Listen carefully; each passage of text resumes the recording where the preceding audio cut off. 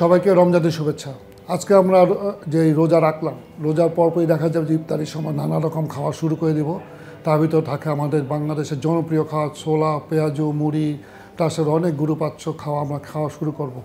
এই ধরনের খাওয়া কিন্তু আমাদের জন্য কোনো অবশ্যই একটা ক্ষতিকর। কেন ক্ষতিকর? এগুলির ভিতরে প্রচুর তেল থাকে, প্রচুর ভাজা পোড়া জিনিসের শরীরে গিয়ে আমাদের পেটে নানা রকম পীড়া তৈরি করতে পারে।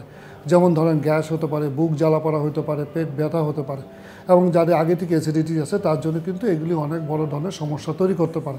ফলে আমরা কিন্তু খাওয়া দাওয়াগুলো পরিমিত পরিমাণে খাবো এবং চেষ্টা করব এই ধরনের ভাজা পোড়া খাওয়ার পরিমাণ যত কম খাওয়া যায়।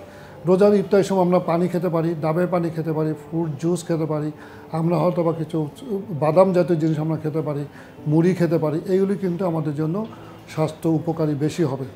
আরেকটা জিনিস হলো, দেখা যায় যে রোজাতে আমরা যারা বাইরে থাকি, বিশেষ করে কর্মজীবী মানুষ যারা আছেন, তারা কিন্তু ইফতারের সময় তাড়াহুড়া করে বিভিন্ন জায়গা থেকে পানি শরবত কিনে খাওয়ার চেষ্টা করেন বা খাই বা খেতে বাধ্য হন। আমরা যদি এই সময় খেয়াল করি, এই পানিগুলো কিন্তু অনেক সময় দেখা যায় কিছু কিছু দূষিত জিনিস থাকে, কিছু কিছু জীবাণু থাকে, যার ফলে বাইরে থেকে যত তত পানি অথবা শরবত কিনে খাওয়ার জন্য অনেকেই কিন্তু পেটে আক্রান্ত হন, এমনকি জন্ডিস, টাইফয়েড, গ্যাস্ট্রোএন্টারাইটিস সহ নানা রকম গুরুতর রোগে আক্রান্ত হতে পারেন। ফলে আপনারা যারা রোজা রাখবেন, যারা বাইরে থাকবেন মনে করেন এবং ইফতারের সময় নাও পেতে পারেন, আপনি বিশুদ্ধ পানিটা সবসময় সাথে রাখার চেষ্টা করবেন। অ্যাটলিস্ট মাগরিব আজানের সময় যেন জরুরি প্রয়োজনে পানিটা আপনি বিশুদ্ধ পানি খেতে পারেন।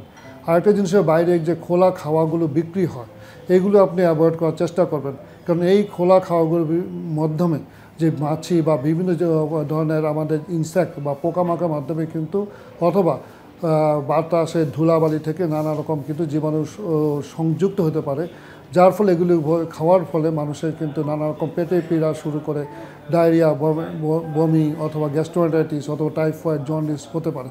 ফলে আমরা খাওয়াটার চেষ্টা করব, যতখানি হাইজিনিক খাওয়ার চেষ্টা করব, বাসা থেকে প্রস্তুতকৃত খাওয়ার চেষ্টা করব, এবং যত তত পানি, শরবত, জুস এগুলি যেন বাইরে থেকে আমরা না খাই।